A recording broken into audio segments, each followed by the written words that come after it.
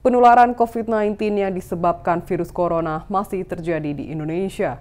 Pemerintah kembali mengumumkan adanya penambahan kasus harian COVID-19 pada Jumat 16 Desember 2022 pukul 12.00 waktu Indonesia Barat.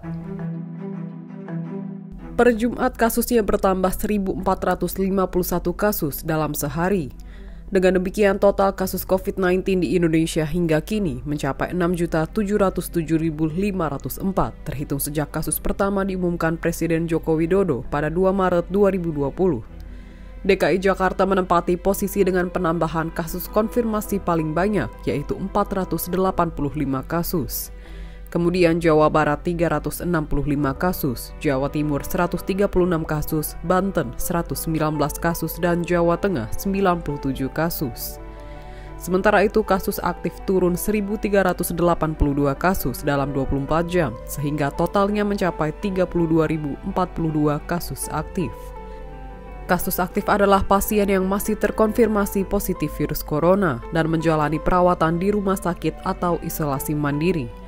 Data ini merujuk pada data yang dipublikasikan Satuan Tugas atau Satgas COVID-19. Data tersebut juga bisa diakses publik melalui situs covid19.go.id. Data yang sama menunjukkan ada penambahan kasus sembuh. Dalam sehari jumlahnya bertambah 2.806. Dengan demikian, total kasus sembuh COVID-19 hingga kini tercatat 6.515.100. Di sisi lain masih ada 27 pasien COVID-19 yang meninggal dunia dalam periode 15 hingga 16 Desember 2022. Penambahan itu membuat total kematian akibat COVID-19 mencapai 160.362 orang. Lalu ada sebanyak 3.327 orang lainnya berstatus suspek. Sementara itu jumlah spesimen yang diperiksa dalam 24 jam mencapai 46.624 dari 32.886 orang.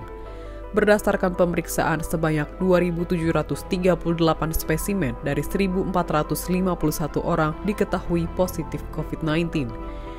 Hingga Jumat ini total tercatat 113.350.160 spesimen dari 73.083.146 orang sudah diperiksa. Data memperlihatkan angka positivity rate harian sebesar 4,41% dan positivity rate mingguan 4 hingga 10 Desember 2022 sebesar 7,83%. Demikian informasi dari Tribun Jateng Update. Saksikan terus Tribun Jateng Update hanya di channel YouTube Tribun Jateng.